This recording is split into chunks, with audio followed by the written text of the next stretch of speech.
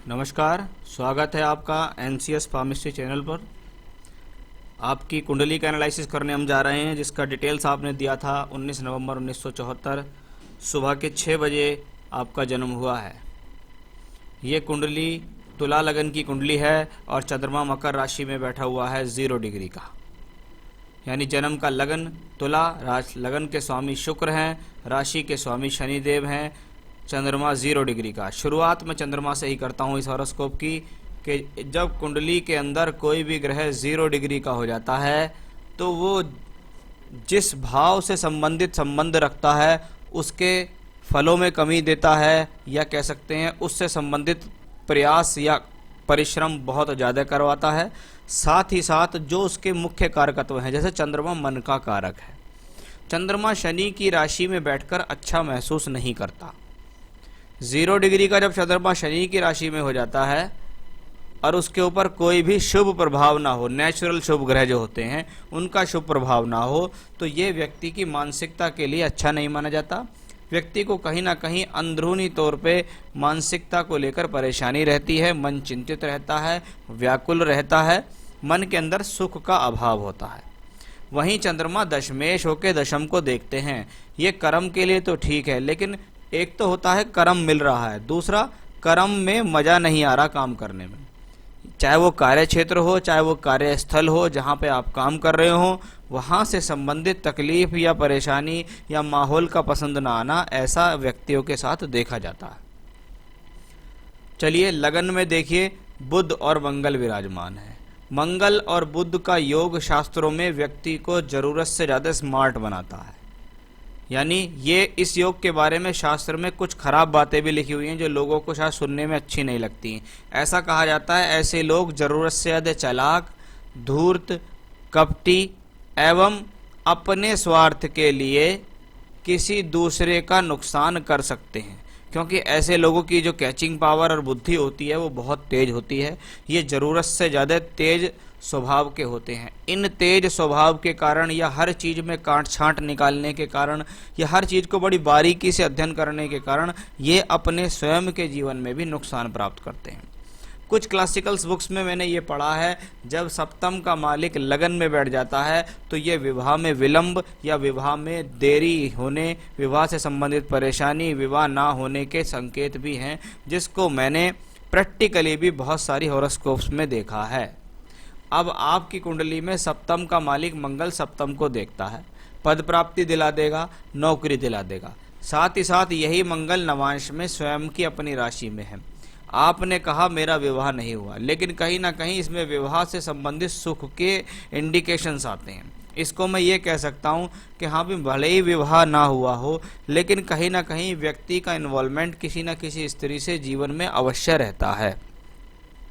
तो शादी ना होने से संबंधित एक स्थितियाँ और आती हैं कि सप्तम भाव का जो स्वामी है और आपके जो लगन का स्वामी है, सप्तम भाव का कारक शुक्र जो ब्यूटी ऑफ मैरिज देता है, शादी का सुख देता है, वो है शुक्र, और आपके लगन का मालिक भी शुक्र है, वो दूसरे घर में है और सूर्य के बहुत ज़्यादा नज़दीक है। जब सूर्य जैसा प्रतापी ग्रह, क्योंकि सूर्य को आप नंगी आंखों से अगर देखें तो आप 1 मिनट तक सूर्य को देख नहीं पाएंगे। अब ऐसा ही कोई ग्रह सूर्य के निकट ही जाके बैठ जाए तो वो सूर्य की आभाव से अस्त हो जाता है। जब ग्रह अस्त हो जाता है तो उससे संबंधित कारकत्वों में कमी आती है, जैसे सुख, लग्जरीज, इनका सुख ना मिलना, स्त्री का सुख ना मिलना, जीवन में मैरिड लाइफ का सुख ना मिलना, क्योंकि सूर्य और राहु के बीच में शुक्र बैठे हुए हैं। सूर्य ने शुक्र को पूर्ण अस्त किया है, साथ में वो लग्नेश भी है। काम करते हैं, जीवन में मेहनत करते हैं, मिल भी जाता है, लेकिन तसल्ली ना होना, काम का पूरी तरीके से रिजल्ट ना मिलना, वैवाहिक सुख ना मिलना, सुख में कमी होना, वो सारी स्थितियाँ दर्शाई जा रही हैं। लगन में मंगल और बुध अपने आप में एक राजयोग भी बनाते हैं। ये राजयोग के कारण आप अपने जीवन में, अपनी प्रोफेशनल लाइफ में अच्छा करेंगे। भाग्य स्थान का मालिक लगन में बैठा है, व्यक्ति का भाग्य साथ चलेगा, व्यक्ति को भाग्य से उन्नति मिलेगी, चपलता के तौर पर भी मिलेगी, बुद्धि के तौर पर मिलेगी, ज्ञान के तौर पर मिलेगी, व्यक्ति की कैचिंग पावर अच्छी होगी, बोलचाल की स्थिति अच्छी होगी, डील डॉल भी ठीक ठाक होगी, पर्सनैलिटी भी ठीक होगी। तो वो सारी स्थितियां यहाँ दिखाई दे रही हैं। आंखों से संबंधित रोग, त्वचा से संबंधित रोग, बालों से संबंधित रोग ऐसे लोगों को जीवन में परेशान करते हैं। तो मंगल और बुध यहाँ अपने आप में बैठे हुए धनयोग और राजयोग का निर्माण भी कर रहे हैं। कुंडली में दूसरे घर में सूर्य शुक्र राहु के बारे में बताया। जहाँ सूर्य धनयोग में है, शुक्र के साथ है, तो अच्छा धनयोग बनता है। कुटुंब स्थान पे है तो व्यक्ति को घर परिवार की तरफ से भी सपोर्ट मिलती है। लेकिन ये कॉम्बिनेशन मैरिड लाइफ वाइज अच्छा नहीं है। बृहस्पति जैसा ग्रह पंचम भाव में, जब बृहस्पति पंचम में हो तो ये ज्ञान के लिए ठीक है, ईश्वर की स्मरण करने के लिए ठीक है, भक्ति भाव के लिए ठीक है, वेद वेदांत पढ़ने के लिए अच्छा होता है। यानी शिक्षा और विद्या में अंतर होता है। हमेशा विद्या वो होती है जो वेदांग उपनिषद हमें पढ़ाती है, शिक्षा अलग चीज़ होती है। शिक्षा आपकी स्कूली शिक्षा होती है। तो आपको यहाँ वेद वेदांग पढ़ाने वाला ये प्लेनेट बृहस्पति है। अब ये बृहस्पति 3 और 6 का मालिक है, आपको शौक के प्रति आकर्षित करता है। कभी कभी ऐसे लोगों के शौक ही शिक्षा के हो जाते हैं, पढ़ाई लिखाई के शौक हो जाते हैं, कुछ पठन पाठन के योग हो जाते हैं, कुछ किसी को पढ़ाना या पढ़ना, ऐसे शौक लोगों के हो जाते हैं। शनि इस कुंडली में योग कारक हैं, क्योंकि केंद्र और त्रिकोण 2 स्थान के मालिक शनि हैं। दोनों ही स्थानों में शुभ ग्रह बैठे हुए हैं, एक में चंद्रमा है, एक में बृहस्पति है। अब इन दोनों की राशियों के मालिक 9th हाउस में है। ये एजुकेशन के साथ साथ हायर एजुकेशन के संकेत हैं। व्यक्ति अगर अपने जीवन में चाहे तो बहुत अच्छी और बड़ी एजुकेशन कर सकता है। ये बुद्धि के लिए ठीक है, भूमि जमीन जायदाद के लिए ठीक है, वाहन सुख के लिए ठीक है, स्वयं के बल पर आप मकान अर्जित कर लेंगे, उसके लिए भी ये कॉम्बिनेशंस ठीक दिखाई दे रहा है। लेकिन जब शनि वक्री हो जाता है तो ये किसी भी कार्य में देरी के साथ साथ अचानक से होने वाली घटनाओं को दर्शाता है। जैसे एजुकेशनली है, अचानक से एजुकेशनली परिवर्तन हो गया, अचानक से एजुकेशनली फ़ायदा हो गया, वो चीज़ें यहाँ शनि से दिखाई देती हैं। शनि आपकी कुंडली में कोई बुरा नहीं है। नवांश में प्लेनेटरी पोजीशन मंगल स्वराशि के हुए हैं, सूर्य चंद्रमा यहाँ केंद्र में आ गए हैं, बृहस्पति यहाँ भाग्येश होकर बुध के साथ हैं, शुक्र है। नवांश में प्लेनेट्स की पोजीशन ठीक है। कहीं ना कहीं आपके जीवन में अभी तक शादी ना होने का सबसे बड़ा रीज़न, ये 2 रीज़न तो मैंने शास्त्रीय बताए, और तीसरा रीज़न ये है कि आपने स्वयं कुछ गलतियां की हैं।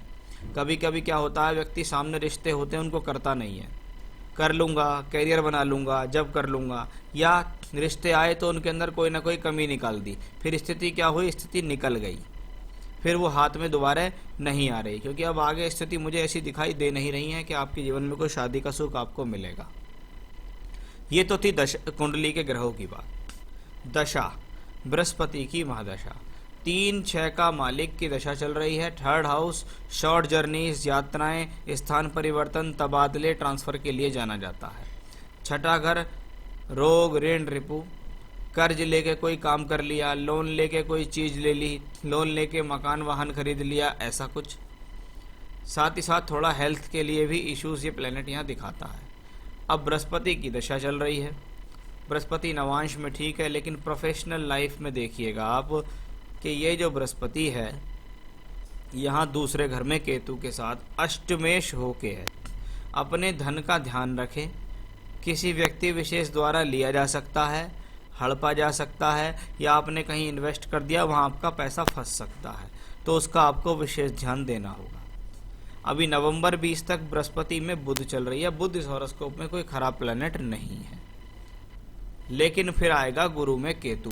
केतु बैठा है आज ही आपके 8th हाउस में, अष्टम भाव में बैठा है केतु, और नवांश में ये केतु के साथ अष्टमेश बृहस्पति है।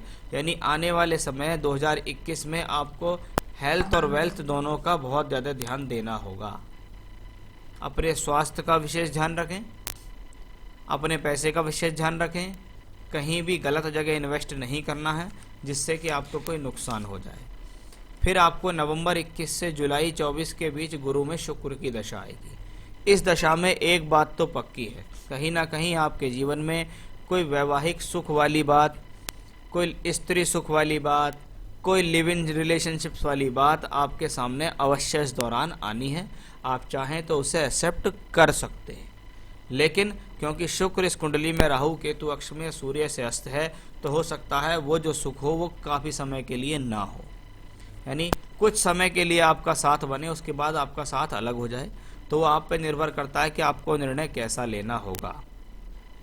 तो ये तो थी गुरु में शुक्र की बात। प्रोफेशनल लाइफ के तौर पे मुझे इस चार्ट में अभी आने वाले समय तक कोई दिक्कत नज़र नहीं आ रही है। तो आपने कहा था मैरिज नॉट हैपन, बैंक नौकरी में प्रॉब्लम्स हैं।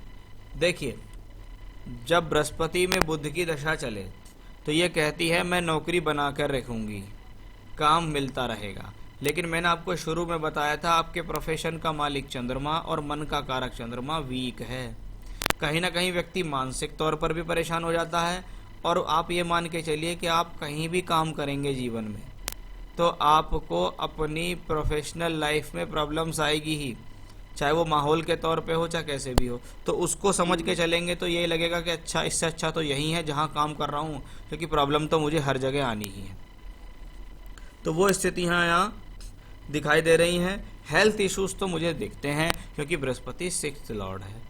कोई बड़ा इंडिकेशंस हेल्थ के लिए मुझे दिखाई नहीं दिया है, लेकिन हाँ, स्वास्थ्य से संबंधित समस्याएं आपके इस चार्ट में दिखती हैं। कुछ रेमेडी मैं आपको बताऊंगा जो आपको वैवाहिक सुख भी दिला सकती है, प्रोफेशनल लाइफ के लिए ठीक रहेंगी, मानसिकता के लिए ठीक रहेंगी, और आपके आने वाली दशाओं के ऊपर भी उसका इफेक्ट रहेगा। हेल्थ को बहुत ज़्यादा ठीक करेगा, प्रोफेशनल लाइफ को ठीक करेगा। 2 चीज़ अपने जीवन में डाल लीजिए। सबसे पहले देवी का कवच।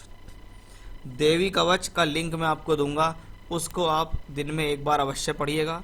गीता प्रेस वालों की दुर्गा सप्तशती आती है, उसके अंदर देवी का कवच है। उसकी संस्कृत और हिंदी दोनों होती है। आपको सिर्फ उसकी हिंदी पढ़नी है और 56 श्लोक हैं उसके अंदर, जिनको पढ़ने में 10 मिनट का समय लगता है। एक तो वो पढ़ना है, दूसरा रुद्रा अष्टकम का पाठ करना है, उसका भी लिंक मैं आपको दे दूंगा।